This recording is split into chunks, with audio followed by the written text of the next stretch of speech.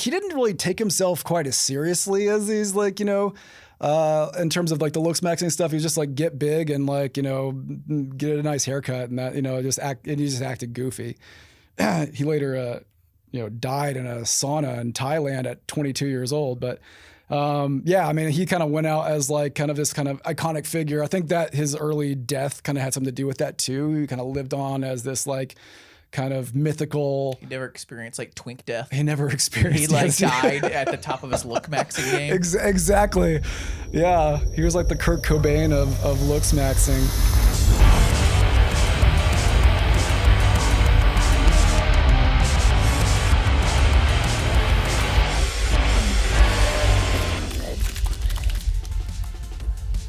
What's up? I'm your host, Jackson Garrett. Welcome back to Vice Culture Club. I'm your guide to what's going on at Vice and hopefully what's going on in the world.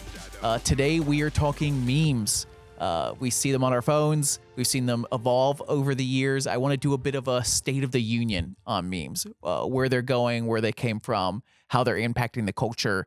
It hits me that internet culture and real life culture, political culture, arts culture, crypto, financial culture, all of this is memed and it impacts our lives every day. We laugh, we cry. It's the modern day art market to a certain extent. So I brought on an expert, and you may say, how do you have an expert on memes? Who qualifies as an expert on memes? Well, this guy sure does. Don Caldwell. He's the editor-in-chief of Know Your Meme. It's a place I've gone to many times to figure out what the fuck is happening on the internet. You know, constantly there's new slogans, new slang, new ridiculous shit like Looksmaxxing. And if you're confused by it, you know your memes where it's at. And Don, thanks for coming on. Thanks for having me on, man. I asked on our Instagram, which I do quite often, for listener questions and a survey of our audience to see where they are for these kind of things. So for memes, I asked, do memes still exist? And 87% of you said yes, and 13% said no.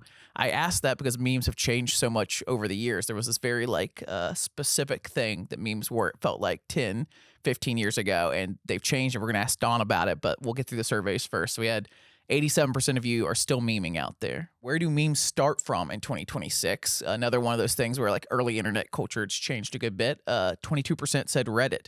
66% said social media, 6% said streamers, 6% said Discord. Best recent meme trend. I want to see what you guys are sharing out there, what you guys think are funny. What are you seeing out there? Looksmaxxing got 27%. Chinesemaxxing got 20%. Gooner culture, 21%. And the winner at 31% is slop. Slop bowls, AI slop, meme slop, internet slop, anything slop these days. It feels like society is pretty slop these days.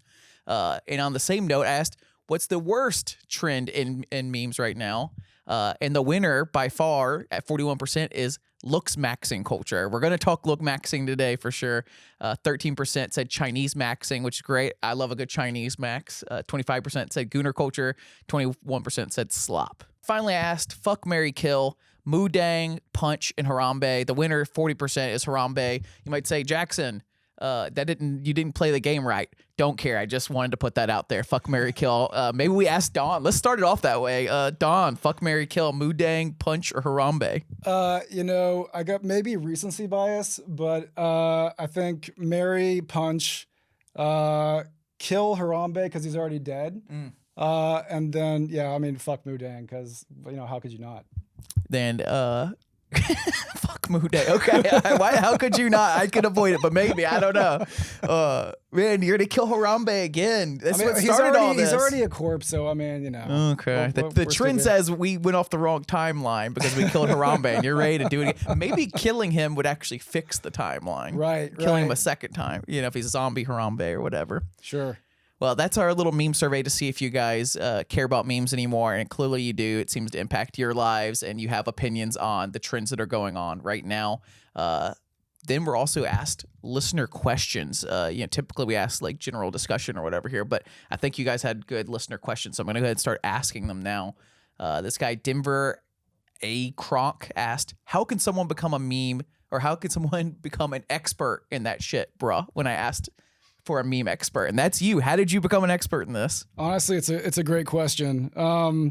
Sometimes I think that myself, Yeah, I actually got started on it back in 2010, believe it or not, which is an eternity in internet years. I just, I was working in a job that I hated in marketing.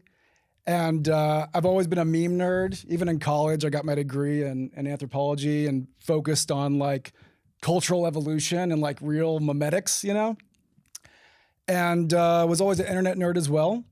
So shortly after Know Your Meme was created, I kind of chased down the founders of Know Your Meme. And I met them all at a conference called RaffleCon, which was a memes and internet culture conference that was at MIT. And you'd see like, David after Dentist, the kid who got, really high at the dentist, in the backseat of the car. He's like hawking t-shirts with his face on it at this conference. It was amazing. So I met them there and I insisted on coming on Know Your Meme and been there ever since. Yeah, coming up on 16 years soon, this summer. I mean, lots changed in 16 years. I guess like this is a good time to ask you. You even used a word there. One, anthropology. It seems like I didn't think about that, but memes are essentially like modern day internet anthropology, or at least a study of them. And then two, you said memetics. Yeah, memetics. Ooh, okay. So this goes back a bit. So this goes back to the origin of the term meme. Like, what does meme even mean? Where'd it come from, et cetera? Kind of goes back to that survey question you had too, is like, do memes even exist anymore? And the word meme was coined by evolutionary biologist Richard Dawkins. It was in 1976 in this book called The Selfish Gene. And at the end of the book, it's about natural selection and evolution. At the end of the book, he's trying to illustrate the mechanism of natural selection. And to do that, he brings up the idea of the meme, which is a cultural analog to a gene. Basically ideas that replicate through people, like an idea that I spread to you and then you spread to somebody else, et cetera. So it's kind of like reproduction in a way. And the idea was that if memes are replicating themselves through people, then they're also undergoing natural selection like genes are, and they're evolving, and they're getting the ones that are better at spreading are becoming more prevalent in the meme pool, like the gene pool. So that's where the word meme came from. And memetics is kind of like the study of memes, or the investigation of memes, and never really took off academically. There are some pockets of some universities have some people doing stuff with memetics, but it never really took off in a really big way. It's interesting you bring that up. It's one of the listener questions I didn't include. Someone asked if there's any like colleges or classes you can take in college about memes. So it sounds like there's been some attempts. There have. When I was in college, actually, my professor, Lee Gronk, taught a class called Cultural Transmission.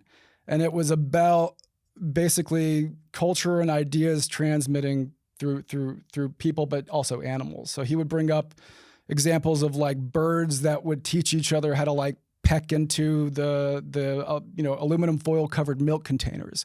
And like that practice of being able to like steal milk spread throughout a bird population. And that was an example of like culturally transmitted information and animals in the animal kingdom. But yeah, that's about, it hasn't really taken off as a big, discipline. You mentioned this guy created this in like 1966. Most people think of memes. 76. And most people think of memes, they think of the internet. And I was thinking to myself before I even came, what were the first memes? Is there like a study of like, I know Kilroy from World War II. Is that the first meme? Is there other memes before that you feel like have been transmitted through? We actually have Kilroy was here on Know Your Meme. Know Your Memes evolved over the years as well. And we've, begun to include things that are like, things that fit the, kind of current definition of internet meme that are pre-internet. Kilroy is a great example. It's a, kind of graffiti of a character named Kilroy that says like, he's like peeking over something cartoonish, and it says Kilroy was here. And like you said, it was big during World War II. With the original definition of the word meme, it's actually much more broad than that. Like something like a jingle, like an advertising jingle is a meme. Religions can be considered memes. Like this meme is a very big term. It's any culturally transmitted information. At Know Your Meme, we're more focused on internet memes. So memes that, information that transmits virally over the internet and social media, et cetera.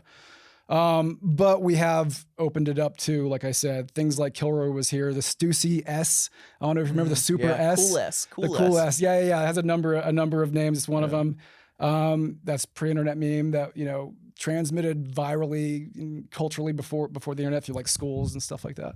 Is Marilyn Manson taking his rib out, allegedly taking his rib out to suck his own dick? Is that a meme? I would totally consider that a meme, and that's in the same sense of today's internet memes for sure. 100%. Have you researched that one? I'm just like, that's the one that blows my mind the most. Like, I'm from Alabama. Yeah. How did people from like little town Alabama know about this? Like, was it on TV or something? Like, how did we all know about it in like different parts of the country? I don't think it was on TV. I think these were like whisper networks through like high schools and stuff like that would just make their way across the country. Like there's similar ones that are still alive to this day. Like there's rumors that like LSD, if you take it like more than 10 times, you become like legally insane, or it gets stored in your like spinal cord. I've heard that one. Yeah, I think Vice has covered that one before. Yeah, right. It's all complete nonsense, but spread like wildfire. Even to this day, though, kids are still thinking that LSD gets like stored in your spinal cord, and if you like crack your back, you're gonna have like a trip or something like that. I mean, you've got like the Masons, you've got like the Illuminati, and then you've got like the cabal of older brothers that spread rumors to like the middle schoolers in school, right? Like, Who did this? Who came up with that? I'm sure a lot of marketing departments out there would love to have that power to like spread a meme like that. Yeah. I mean, it's the $1 million question. Everybody today is like, the marketing departments are constantly trying to make things go viral. Like there's some secret sauce to it. And it's much more difficult, and it's hard to force for sure. Yeah. Forcing a meme is one of the most difficult things in the world. If you had to be pinned down, you're at a concert, games, I don't know, I'm pinning you down a bit.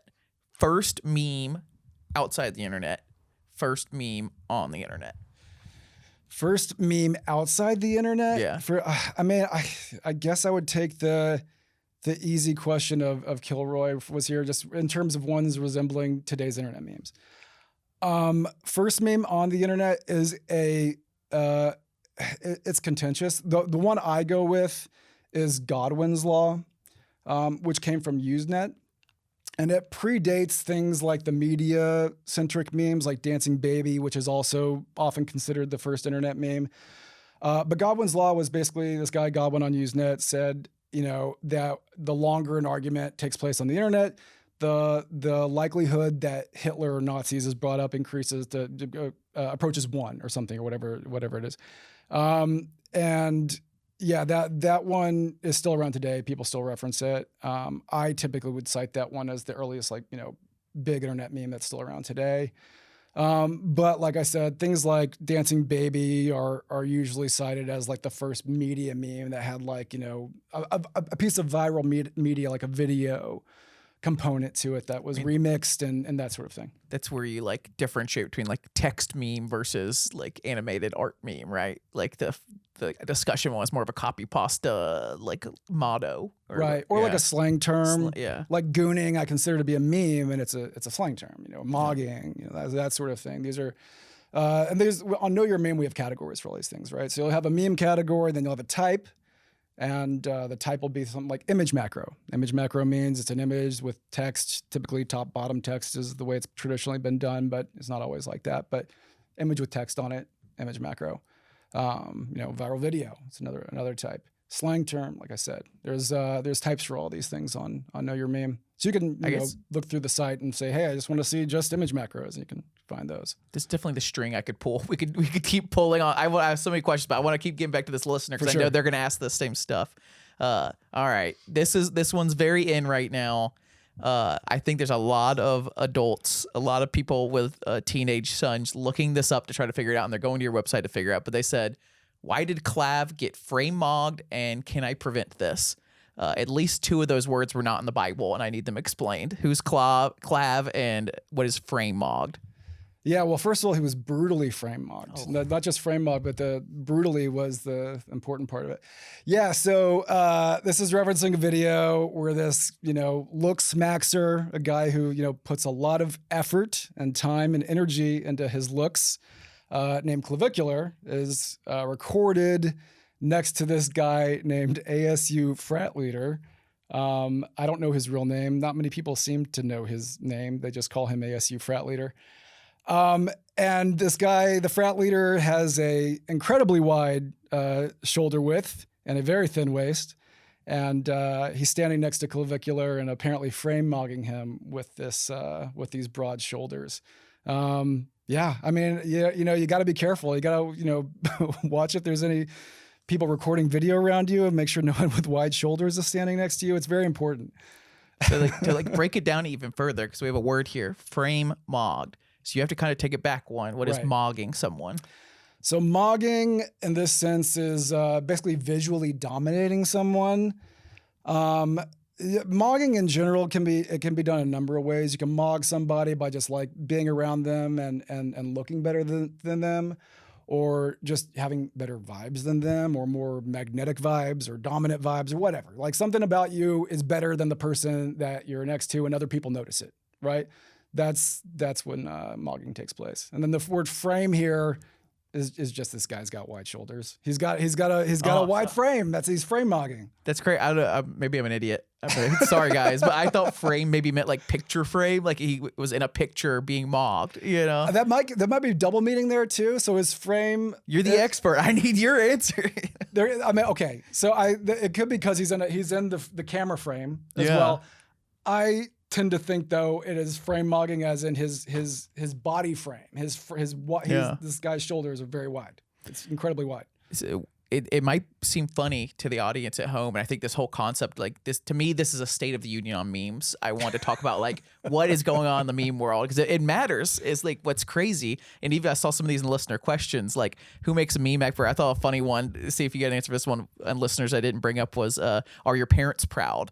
And it's like, I don't know, like memes have gotten so important to our lives. Like we joke about Looksmaxxing, we joke about frame mock, but there's a lot of like impressionable teenagers following this stuff. And I feel like even like Looksmaxxing, if we want to get into it, comes back from incel culture, right? And it comes back to this kind of like idea that males are going through their own like insecurity crisis and like masculinity and like how they're supposed to look. And women have been going through it forever, but it feels like men are finally starting to go through it. I mean, from what and I'll get more expertise from you, but like from what I hear, they're smashing their bones, and it's a joke kind of. They're smashing their jaws with a hammer. But how many stupid kids are actually going to do it, not understanding that it's half a joke?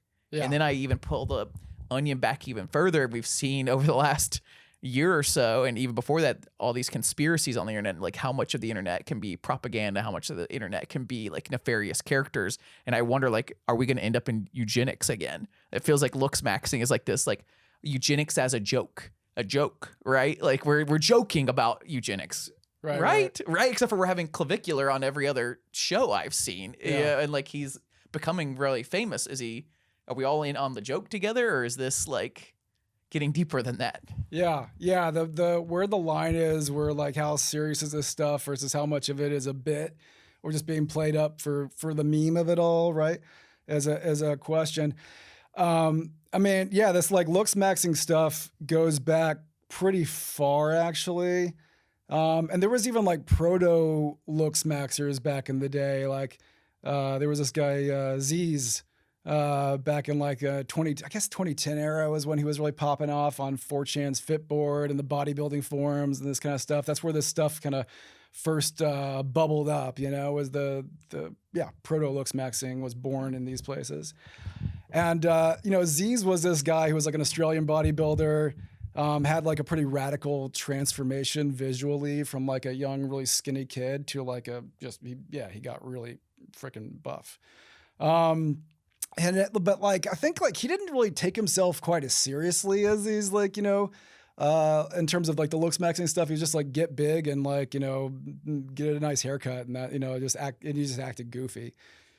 He later, died in a sauna in Thailand at 22 years old. But I mean, he kind of went out as like kind of this kind of iconic figure. I think that his early death kind of had something to do with that too. He kind of lived on as this like kind of mythical. He never experienced like twink death. He never experienced. He like died at the top of his Looksmaxxing game. Exactly.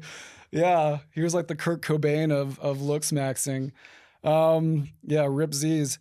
Yeah, I mean, Clavicular is this new kind of, Zoomer brand. And I don't think a lot about Clavicular is very authentic. Like, I think he's claimed that he does bone smashing, and I don't believe it for a second, right?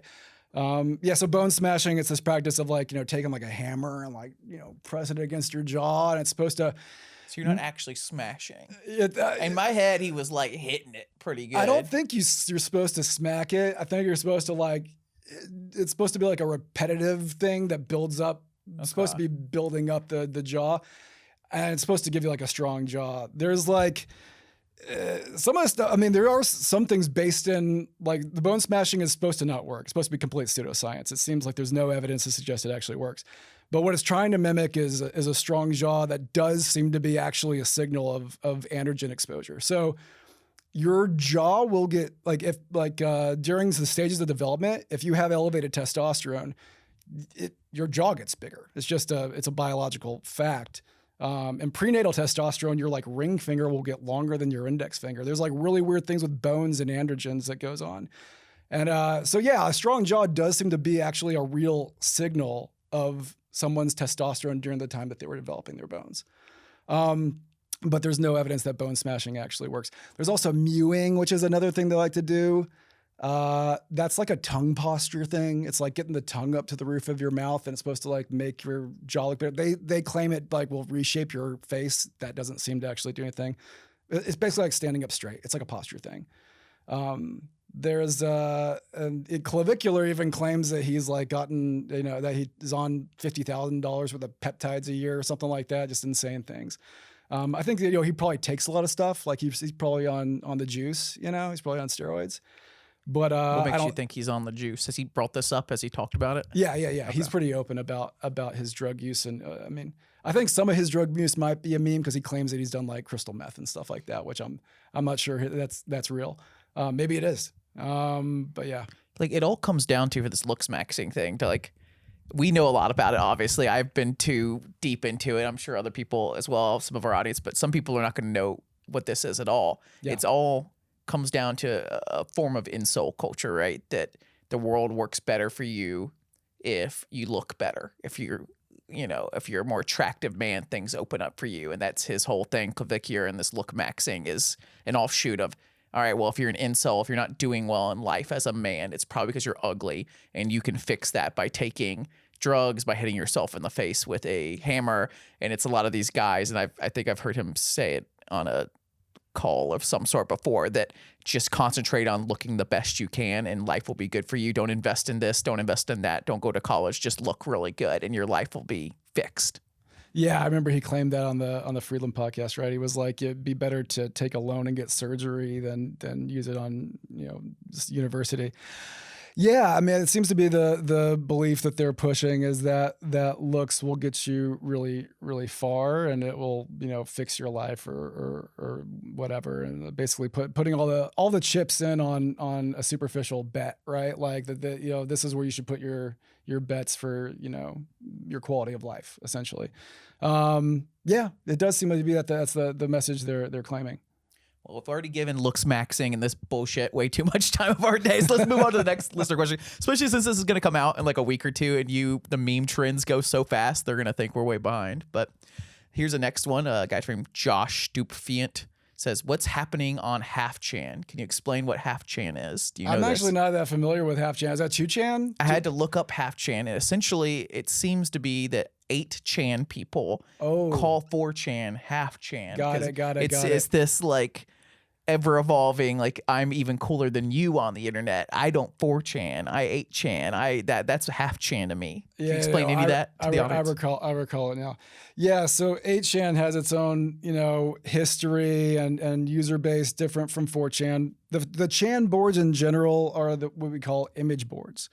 They basically function by like posting an image and then a message along with it, and it'll create a thread that'll, can be replied to, etc. 4chan famously has this functionality where it'll go on for like, I think 15 pages. And then once it hits page 15, it gets deleted forever unless it gets archived by a 4chan archive site. So it has this kind of ephemeral nature to it historically.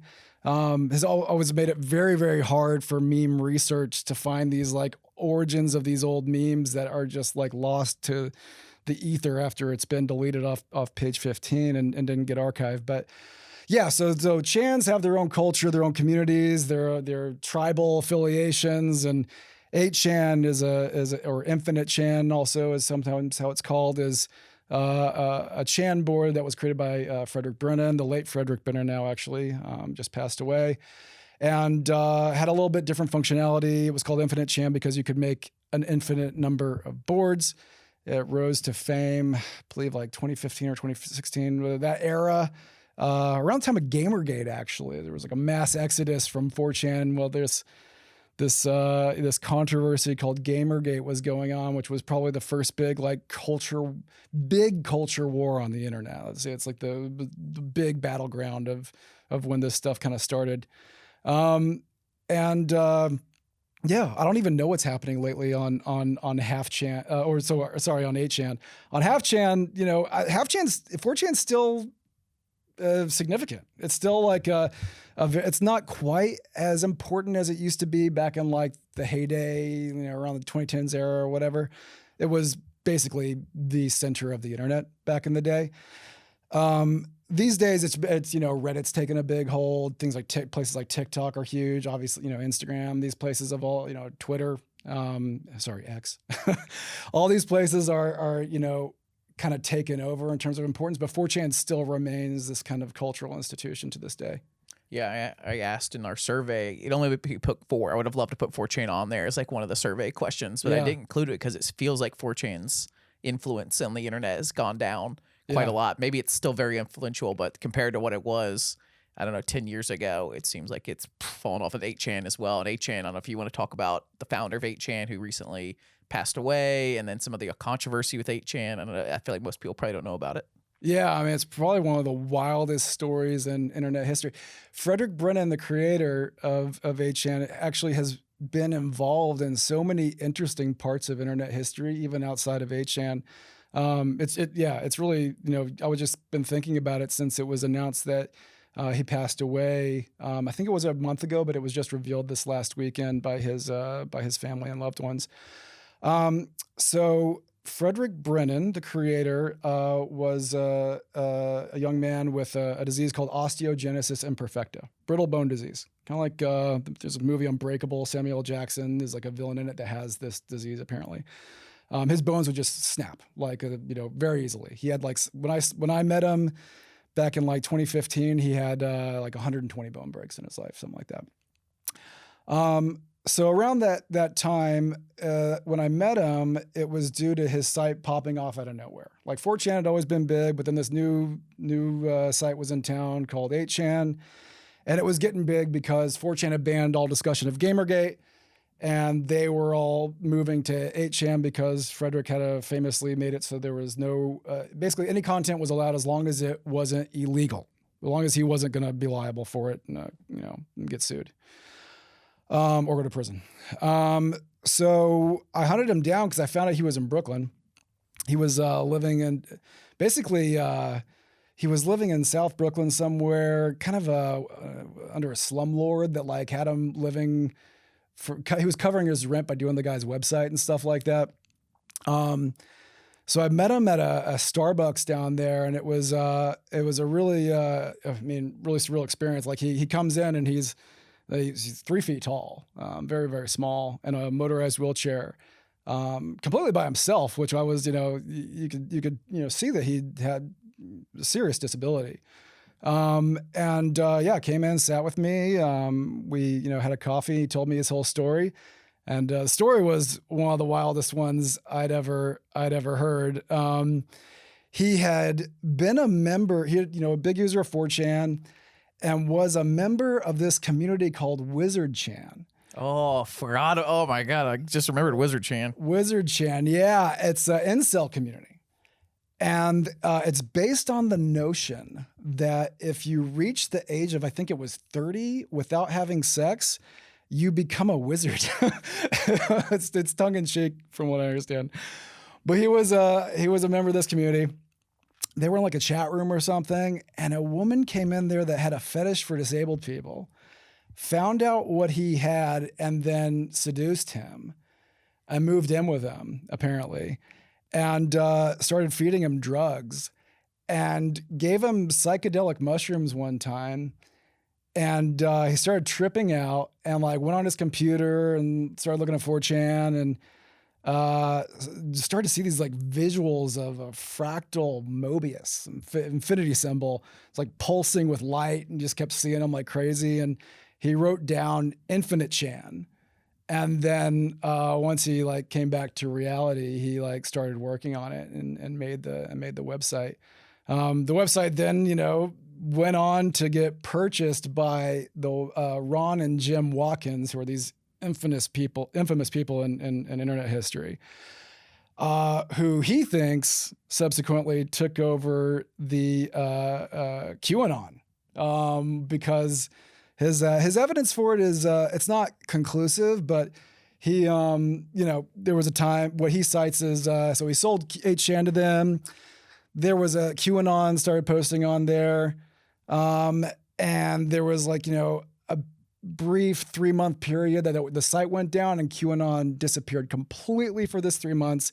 Site comes back up and QAnon is back to business. And he thinks that he argued that QAnon would have gone someplace else if he wasn't, you know, run by Ron or Jim or somebody at 8chan. So yeah, he, you know, he also was involved with, there's a, you know, classic historical kind of like a not safe for work, version of Know Your Meme called Encyclopedia Dramatica. And there was a time where the founder of that,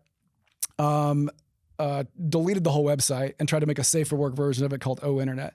And then this was way before 8chan, and Frederick was part of the team that resurrected this website and recovered the wiki of it. I mean, you know, and you know, they had a lot of stuff on there that even Know Your Meme didn't have at the time. You know, Know Your Meme would even, you know, use Encyclopedia Dramatica to help us research memes sometimes in the early days, especially. So yeah, I mean, Frederick had a very interesting life for his time here, for sure. There's a fascinating documentary about it on HBO, I think, called like Finding QAnon, that covers all the stuff, goes with him, like follows him around. Have you seen this one or no? I think that's one piece of it. Yeah, it was good. I mean, it stands on its own of like any of these claims of like who's what, yeah, but like it's a lot of suspicious stuff out there, and it opened my eyes a lot, along with the Epstein files recently, of like nefarious characters on these image boards and how much of it's real, how much of it's like astroturfed propaganda, like who knows really out there. And like his story, this Frederick guy, is like fascinating. And to wrap up the whole wizard thing as well, he gets seduced by this woman, has sex with her, and then he's like no longer a wizard. He got and it kicked becomes out. like a huge ordeal that he got kicked out of the wizard community, right? Well, he was the administrator of Wizard Chan, and then like he had to resign because of his he was no longer wizard status. And yeah, it's important to note too is that the tail, you know, back when he was in the Philippines, he got bought by Ron Jim Watkins, moved out to the Philippines, and then had a falling out with them. And he decided that he had made a mistake with 8chan. He tried to get it shut down. So he went to activist groups in the Philippines that wanted to get it shut down there. And that's when Ron and Jim went after him with some kind of like cyber libel suit, and he had to flee the Philippines. He came back to the United States. Yeah, so he did like a kind of a 180. He like, you know, started with 8chan, and you know, it turned into this kind of place that a lot of people think is toxic. And I mean, there's been like, you know, shooters been posting their manifestos on there and stuff like that. I mean, that's when it went mainstream, right? Is the Christchurch shooting. Exactly. I don't know what year that was, but that was the first time I had heard of 8chan, was that the Christchurch shooter live streamed, I believe, on 8chan or posted on there. That's correct. I think that's what might have led him, if I remember correctly, it was either that one or the one after it that he was like, okay, enough is enough, and he decided that he had, you know, wanted to be a part of its downfall instead of being the person that created it. All right, let's see the next one. How does enshittification play into meme culture in 2026? So I figure we start with enshittification. Yeah. I assume a lot of our audience knows this stuff, but enshittification is basically that everything on the internet and essentially a lot in corporate America is getting worse and worse as people take more and more profit. The products get worse and worse. You've probably seen it on dating apps or Ubers or Lyfts or any of these things where as soon as profit taking happens, the products just go right down the hill. Have you seen this in meme culture? I think personally, I'm thinking the word slop comes from a lot of this kind of thing. Yeah, that lines up. I mean, like AI slop specifically, I guess we could touch on. Yeah. So I think, yeah, I mean, there is a lot of AI slop going on in meme culture, some of it, in my opinion, and this might be a hot take and we can argue about it, is not all bad. Like I think Italian brain rot to me, I thought it was a good meme. I thought those were good memes. Like they're stupid and they're, you know, silly, but I don't know. I thought they were kind of fun, you know? Italian brain rot's basically these AI images of bizarre creatures like, you know, Tung Tung Sahur or Bombadillo Crocodilo. It's like a crocodile with some, you know, plain wings on it and stuff like that. They're really silly. They're really stupid. But I like dumb memes. I've been doing this for so long that like I don't like them too deep. I like, you know, pee is stored in the balls is one of my favorite memes of all time. Like I like them really stupid. So, but that being said, yeah, I mean, the AI slop has kind of taken over and it kind of gets really annoying to see it gets really annoying to see. Like people just are inundated with it. It's just easy to make. Like the barrier to entry is super low and you can flood the internet with this stuff.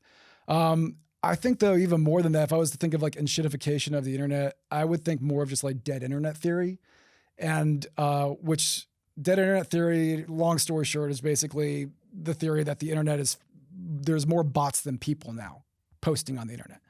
So if you go on Reddit, you look at a comment section on Reddit, some huge percentage of that is probably not even real people is what the theory is speculating.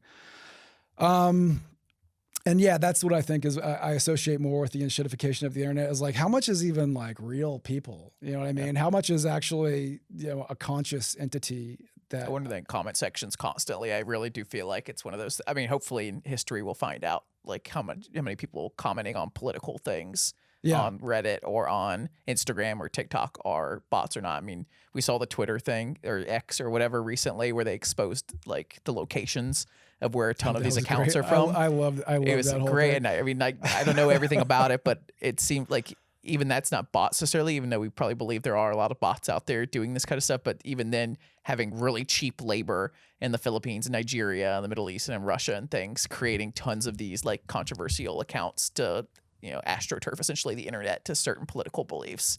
But that's where I see the enshittification. That, and I wonder if you were going to say this, that 10 years ago, 5 years ago, maybe there was a lot of meme accounts on like Instagram or even Facebook or anything like that, where they just like accumulate memes. Yeah. You might follow them because they just, now a lot of what they do is like post like a 10 carousel, like highlights of memes. And I was like, okay, that's kind of fun. I follow a couple of those, but then I wonder how many people are doing it to make money. Like maybe they're in a poor country and they can just churn out like screenshots of memes all day long. And hopefully that gets them $5 and that's a big deal for them. Yeah. Yeah. Yeah.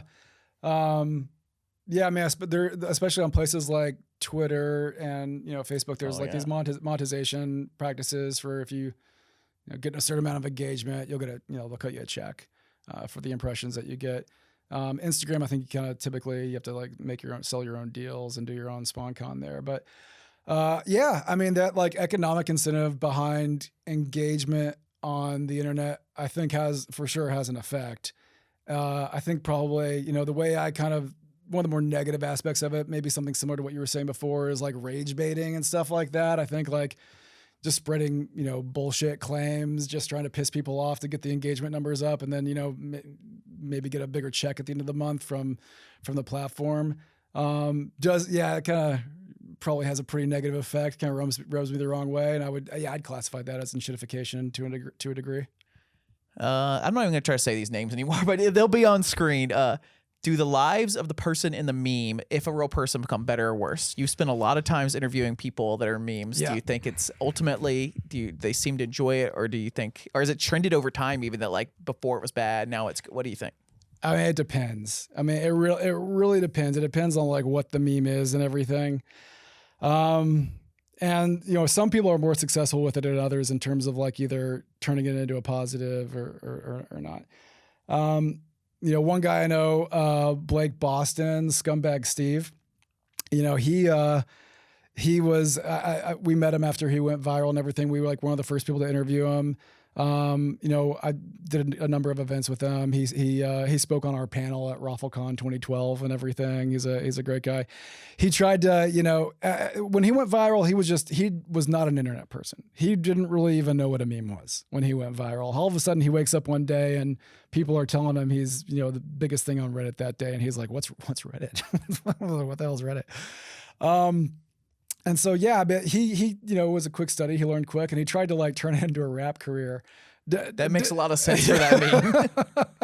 Yeah, Scumbag Steve, for those that don't know, it's a meme with this guy, Blake. He was standing in a hallway, wearing like a sideways baseball cap, and he kind of looked like a scumbag in it. And it would be like, this was like...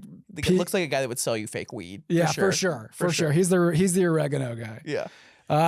He would be like, the captions would be like, borrows your lighter permanently. This was like Reddit advice animal days, 2011. What do you call all those image ones? What do you call those? Advice animals, or do you call them? Yeah, you call them advice animals. Even the humans. So we'll have to go through a history of like how we got from like some of these to advice animals to what we've gotten to these days. But go ahead on like how it's impacted people. Yeah, for sure.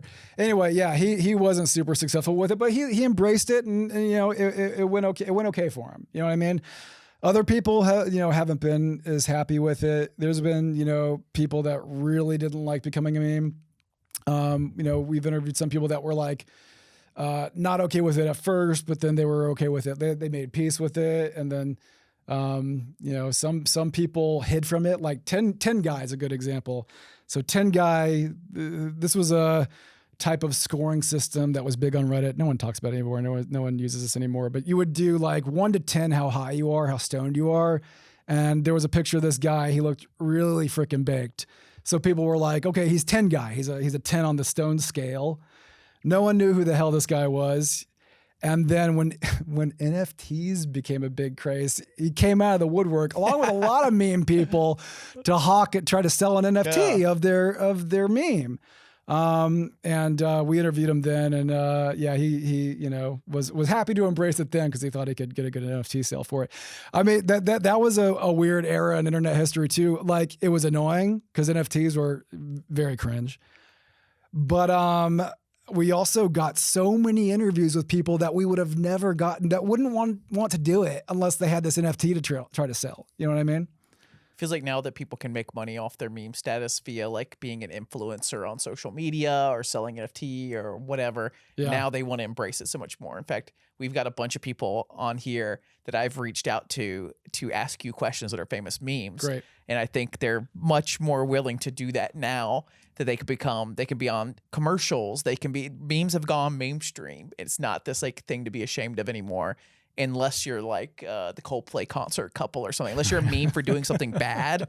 If you're just a funny meme, people are like really into it and you can make money, and it's like a career people can have now. Yeah. I bet the Coldplay people could probably come back in a few years and embrace it a little bit, and people would be like, yeah, we want to hear what you have to say now. And like, oh, yeah. I mean, the woman's already done an article. She already did like New York Times. Yeah, like, she those pictures. Yeah. And she, I don't know if they weren't already like well-to-do white-collar workers, maybe. Like, I think something to do about being a CEO is like, you're already kind of set. You didn't need this attention. Yeah. Right. All right. Well, let's look at some memes. I reached out to a decent amount of people that are memes, and they're going to tell us about what it meant to be a meme for them, and they're going to ask our expert, Don Caldwell, a question. So let's do the first guy. Being a meme impacted my life because I went from being some guy to being that guy. What do I mean? Normally you walk down the street and it's like, oh, it's some guy. And now I'm that guy. Even if you've never heard of Tay Zonday, never listened to Chocolate Rain, never saw me on Jimmy Kimmel or parodied on South Park or, with Daniel Tosh. Like, I am that guy. It's like a calling card. And, hopefully it's a good that guy. It's not like that guy. But, that's what it's like to be a meme. It's like I'm that dent in people's experience. My question today is, do we have memes in 2026? Do we have, we have trends. We have like kind of like do a TikTok dance but is that the same? Is that the same as a meme? What makes a meme and not just a trend? That's my question. All right, Don. All right. First of all, I love Tay Zonday. What an iconic historical figure. 2007 was Chocolate Rain, by the way. That's how far back that goes. Okay, so yeah, I think a trend and a meme are the same thing. Like, I mean, it's the same thing to me. I think that trends are depending on the type of trend, they're types of memes. You know what I mean? Like a TikTok dance trend, right? That's a meme in my opinion. It spreads virally. It spreads culturally transmitted information that is spreading on the internet. So yeah, it fits the definition of an internet meme in my opinion. So yeah, I think there's definitely memes today. There's more memes today than there's ever been because there's more people on social media than there's ever been. And yeah, like memes are just way more mainstream now. They're not as niche and nerdy. And now they don't just, they're not just the majority of them top bottom text advice animals on Reddit and 4chan, I guess part of the follow-up question on that one as well as we talked about this on the phone before, the fringes of Know Your Meme. Like, where do you stop? What discussions do you have in the office of, do we cover this? Yeah. Is it a meme? Is it far enough into our sphere? Yeah, I mean, in some ways, I'm going to give you a long answer to this question. In some ways, we've structured the website so that we can not have to have linger on them too much. For the most part, what we decide to have the team work on is based on demand. So what people are interested in, and we have certain signals that we can use to determine that, right? Like, what are people searching for on the website? What does the Google Trends graph look like? What is the people that we have on the beats of like TikTok and Twitter and whatnot? What are they seeing, right? What does the demand look like? That's number one. But in terms of like deciding whether or not something constitutes a meme, we have multiple categories on the site. So there's the meme category, which has, the traditional, what we consider to be, memes, image macros, viral videos, TikTok dance trends, yada, yada, yada. But then we have a people category. This is like for influencers. So like clavicular, for example, isn't classified as a meme on Know Your Meme. Clavicular is a person on Know Your Meme that is, in this like Looksmaxxing influencer space, right? And then we cover what we do is we cover them though differently than what you'll see on a site like Wikipedia or something like that. I Know Your Meme entry on a person is, how are they significant on the internet? Where did they go viral? How did they become culturally significant to people on Twitter or YouTube or Twitch or Kick or whatever it is? And we have an events category. So, Black Lives Matter, for example, has a Know Your Meme entry, and but it sticks to the online social media presence of the event and how the event became significant online culturally. So yeah, I'm not sure if that answers your question, but we cover a lot of stuff, but it has to have an internet angle. It has to have an angle that is interesting from a internet culture perspective. Gotcha. All right, let's see the next one. Hello everyone, it is Kristy Patterson. It is the sad Oompa Loompa meme right here. So I am here to talk about how the meme impacted me. It's completely changed my life. My life has not been the same ever since. I've used it as a way to showcase my real acting and performing work. And it's been the best thing that's ever happened to me, strangely. Initially, that was not the case. Initially, it was terrifying because it was such a bad picture of me. And I'm a woman. Who cares about how I look? And it wasn't great at the start at all. But I turned it around and people supported me and it's been one of the best things ever. But one of the things I'd love to ask is, how do I monetize a meme that's maybe initially not great about myself into a business where I can showcase my real talents? This is why I was like, we got to get to these questions because we just talked about that, right? About kind of like how these people are monetized and when it's good and bad for them. Yeah, I didn't recognize her at first, and I was like, "Oh my gosh!" Once you said it, I'm like, now I see it. Yeah, first of all, that meme was phenomenal. The sad Oompa Loompa. That was where was it again? It was in the UK or something. Scotland. Obviously, yeah, in her accent, but yeah, they had this like Willy Wonka experience that was just like complete dog shit. Yeah, really kind of reminded me of this infamous Tumblr conference called DashCon. They got this photo of the ball pit. So to this day, this like sad ball pit, this Tumblr conference is still like this like symbol of a just dog shit event. Anyway, yeah, I'm really surprised to hear though that like I think did she say it's the best thing that ever happened in her life? Yeah, that she's gotten to showcase her art and her artist work and everything. That's amazing. That's amazing.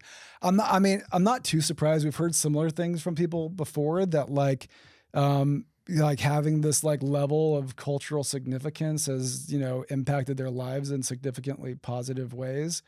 I mean, once something's been seen by enough people, I guess it's like, they have this familiarity with you that, yeah, it might open some doors and opportunities and just, make things better. And I do think that's probably more common now than it used to be. I think just because it might just be a part of internet culture being so mainstream that the impact of it is just so much bigger now that it can actually do something really good for you. And it's not just something that nerds are going to know. Like back in 2010, when I first started Know Your Meme, I would go out here in New York and meet people and they wouldn't know what the word meme meant, and now everybody knows what it is and everybody participates in them. So yeah, I'm not too surprised that it's something that's been a positive force in our life. If I had to guess why it's become a good thing is I went and saw a YouTuber movie the other night. A YouTuber made a movie. Same with social media people.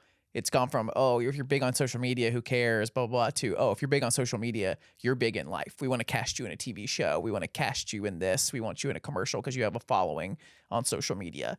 So if you go viral as a trend, as a meme, you kind of garner that same social media audience as maybe an influencer or a journalist or someone would have, or an athlete on social media. And all of a sudden you're in this elite sphere of people that have attention, that have followers, that can post an ad and people will see it. Even if you had nothing to do with why you're famous, just by the fact that you have a lot of followers on social media is powerful these days.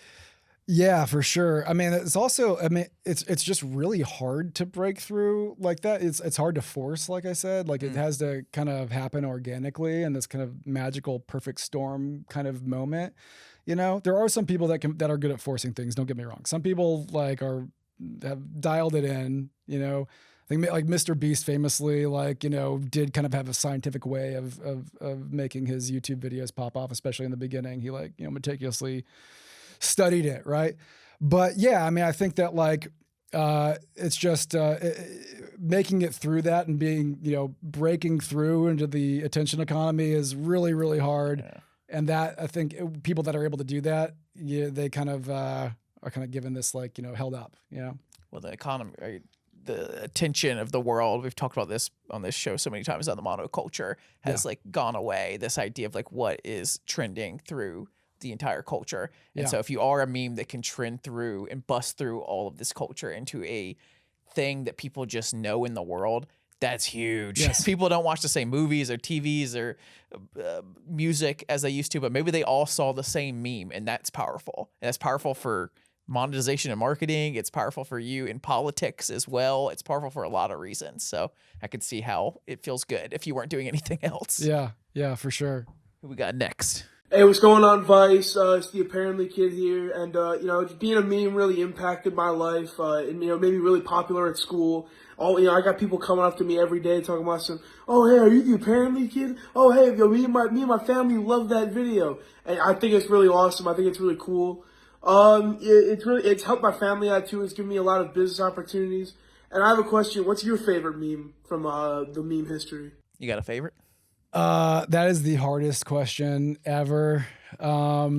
You can see I didn't prompt them on questions. I would have not said, what's your favorite meme? But, I appreciate the Apparently Kid for asking that anyways. First of all, I love that video. That video is a classic. For those that don't know, he's a child in this video with his grandpa at some fair or something. And a reporter starts talking to him and he grabs the mic and he just says the word apparently over and over and over again. And it's adorable.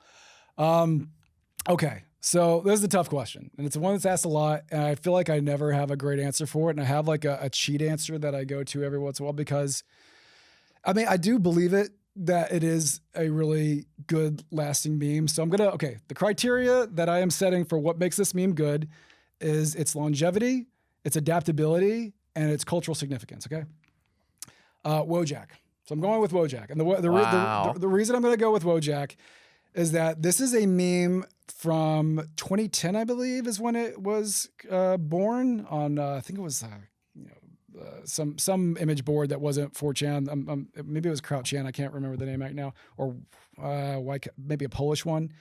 I'm blanking on it right now. Anyway, it's a very basic illustration of this kind of like everyman. It used to be referred to as the feels guy because there was a caption, "I know that feel bro," and it would have this guy like hugging another character.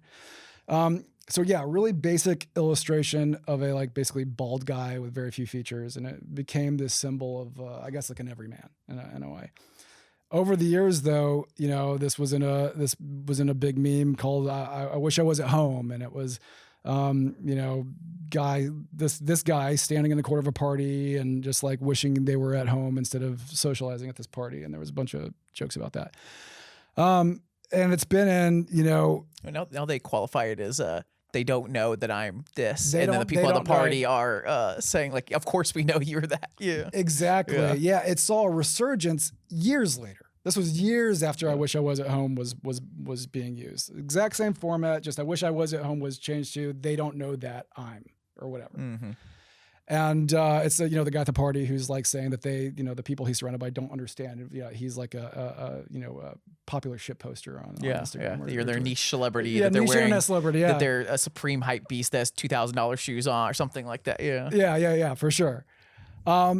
But yeah, Wojaks also transformed into there's like, Wojaks of every race, gender, archetype. Like there is a Wojak for every type of person now. The Wojak extended universe. Exactly. And yeah, I mean, like there's few memes that have lived on for that long that have also been like spread into so many like different corners and nooks and crannies and like just types than Wojak. So my appreciation for Wojak is just in how long it's been able to stay culturally relevant by just adapting, just by changing its form and fitting whatever it needed to tap into the zeitgeist.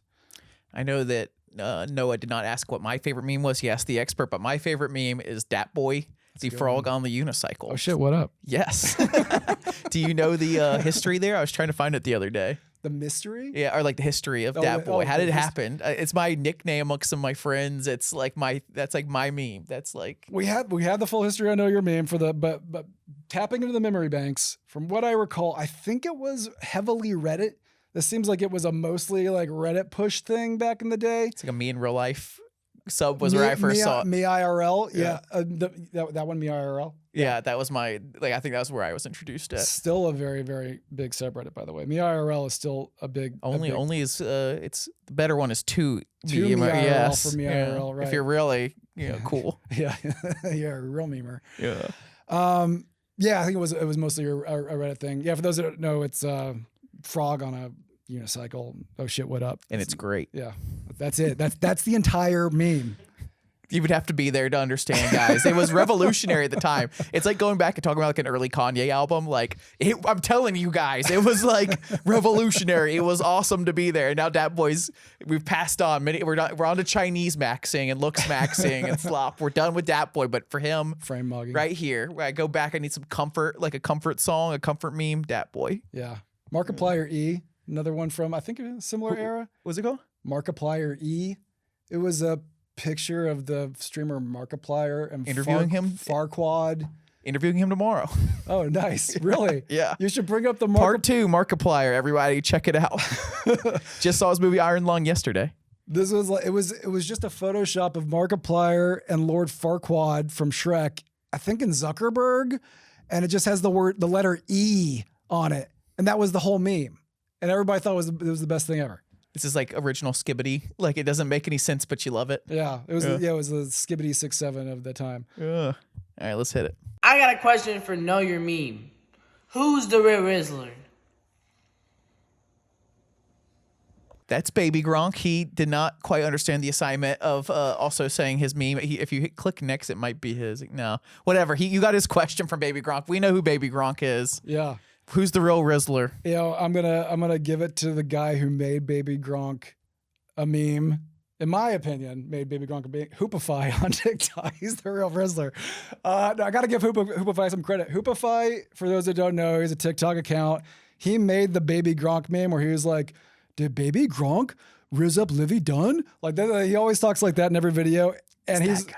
I've seen his videos so many times. I didn't know it was one guy. I thought that was like a trend to talk like that. It's Hoopify. He plays up the voice so much now too. He like exaggerates it because like he's gone viral so many times for it that now he like really extends the people's names and stuff and the words. It's out of control. He actually has a secondary channel called Hooper Valley that we often use at Know Your Meme for trend spotting. It's like it's got its finger on the pulse of TikTok culture.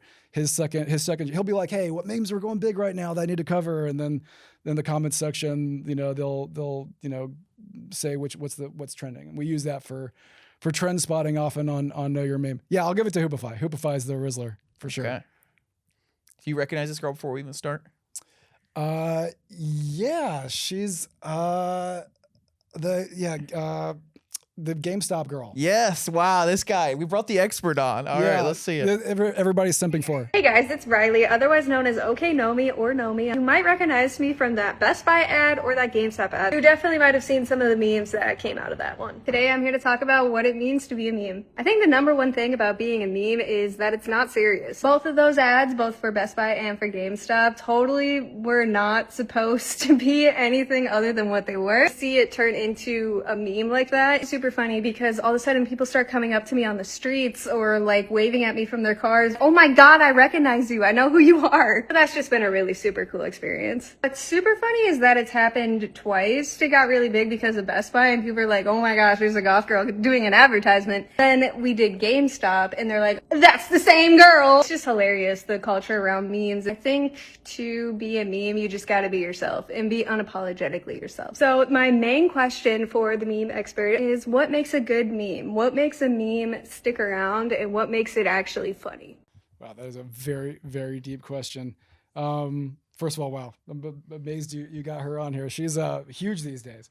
Okay, so what are the characteristics of a meme that make it good?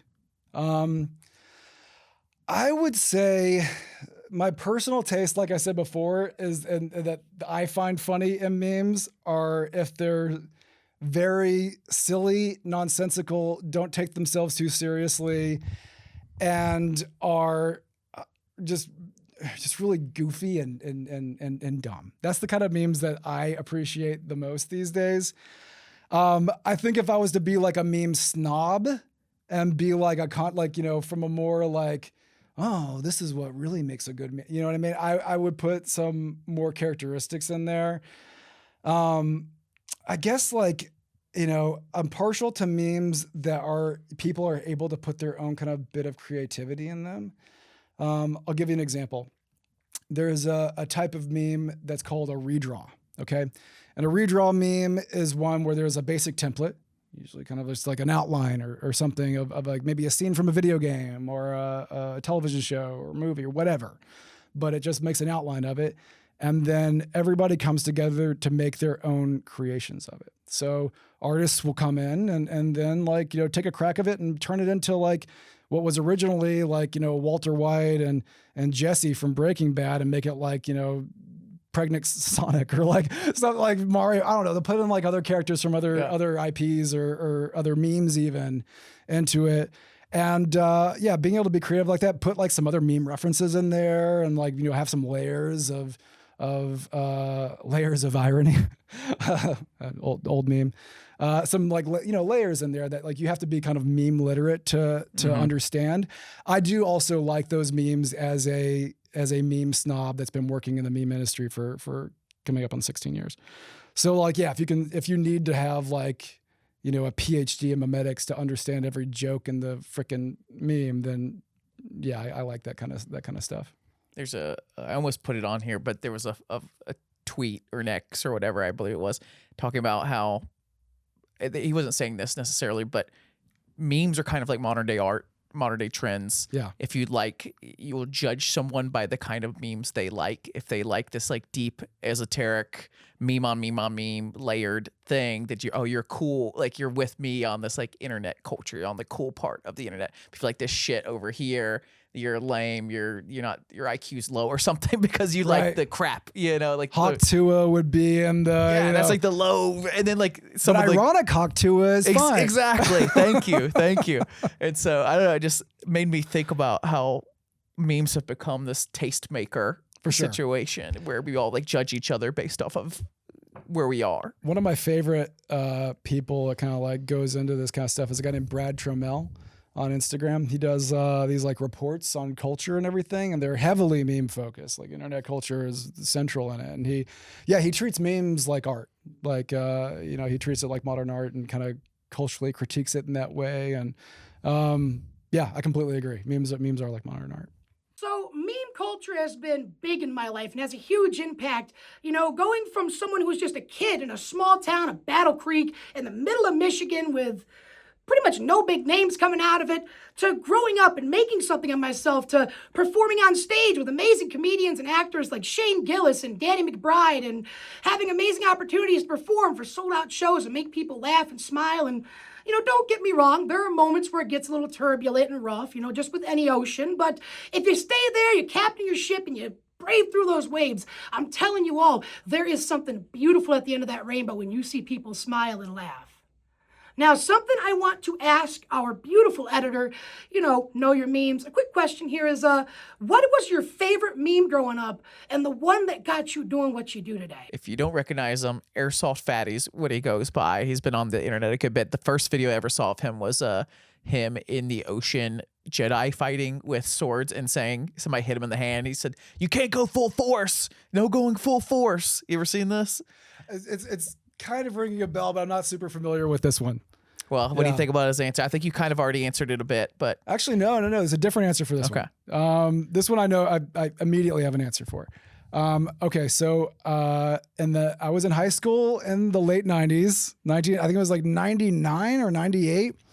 And I remember I was a huge internet nerd. Like, the internet was much different back then. And I remember, I think I saw it on Newgrounds, website that was huge back then. And it was the original All Your Bass video that was edited with the Gabber song. Oh. And it had like all the different like All Your Bass like Photoshops and everything. And I remember watching that for the first time. And it was just a compilation of like all these different All Your Bass memes into one video. And I remember just being absolutely blown away by this video. And I thought it was the coolest thing I'd ever seen at that time. And I went to like school the next day and was talking to all my friends about it. Like, did you guys see this All Your Bass video? That was the one that really, really got me. In terms of what got me doing what I'm doing, that was kind of what set me off with being obsessed with memes. But I also, like I mentioned Richard Dawkins before, The Selfish Gene, where the word meme came from. I actually read that like about a year later when I turned 18. I read that book, and I read the part where he coined the word meme in it. Like, I remember the feeling of like my brain exploding out the back of my head when he was describing what a meme was, and I'm like, this is the most interesting thing I've ever heard, and that's what set me on this course. I feel like I've seen lots of charts of what you want to be when you grow up. Growing up in the 90s, it was one thing. Now kids these days are growing up with a whole different set of like what they want to be growing up. But this was not on my options. Being a meme expert was not an option on the list for me growing up. I wish I'd known this job was an option. I'm getting as close as I can by interviewing you, but like dream job for sure. Totally. I am become meme. Yeah, pretty much. I'm living the meme. It's like there's living the dream and there's living the meme, and it's pretty much what's happening, You're like, is this your boss? That's the question. No, he's not my boss. This is Elon's relationship with memes has been really odd. Like, it's been a very, very strange course. I want to say the first time he got really big in memes was he hosted a video with PewDiePie. Many years ago. I think this was before the Joe Rogan appearance where he like smoked the joint, which was I think it's number 2. I could have him flip, but I think I'm right. I think PewDiePie was number 1. And he was looking at memes with PewDiePie in this video, and then there's like a deer that's like dead in a pool, and he thinks it's the funniest thing he's ever seen. He's like cracking up at this deer corpse floating in a pool. And that became a big meme. And then, yeah, he was on Joe Rogan, smoked a joint, and that became a big meme. And then now he's, you know, saying a lot of weird stuff about I am become meme. God, I am become cringe.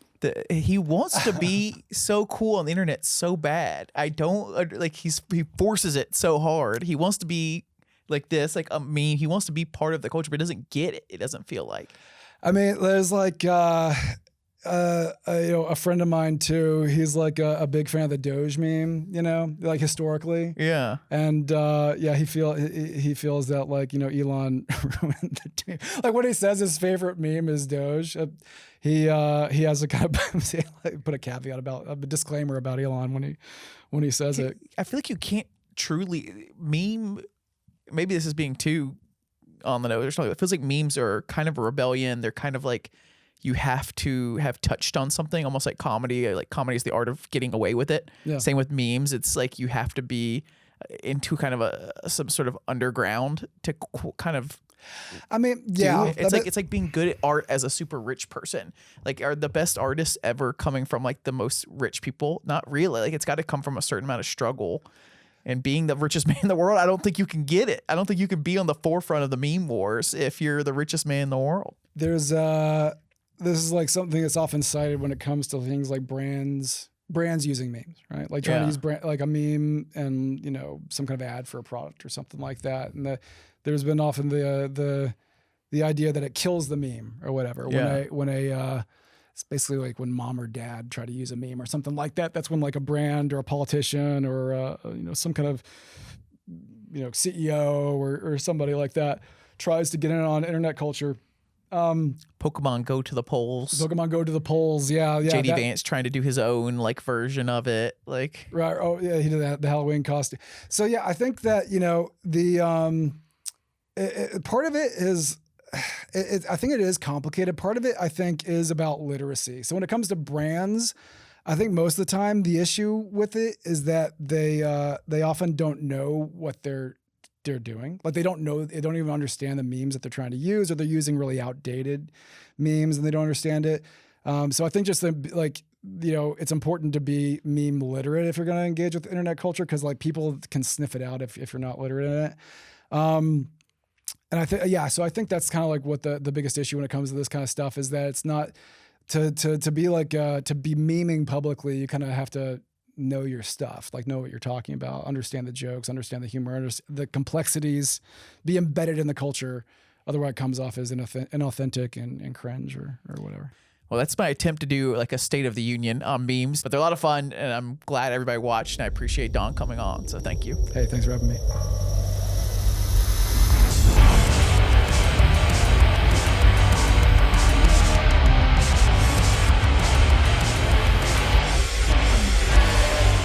Is what you did with Iron Lung a one-off, or is this just the beginning of YouTubers taking over the movies? I don't even think it's the beginning. I think that it's already happened. Maybe this is the first time it's been completely independently put out there. I know I'm going to do it again, so they better stop me while they can. I think that this is something where it's a bit scarier for them than probably they realize I know there are some that are having an existential question of being like, oh God, do they need us? And the answer is no.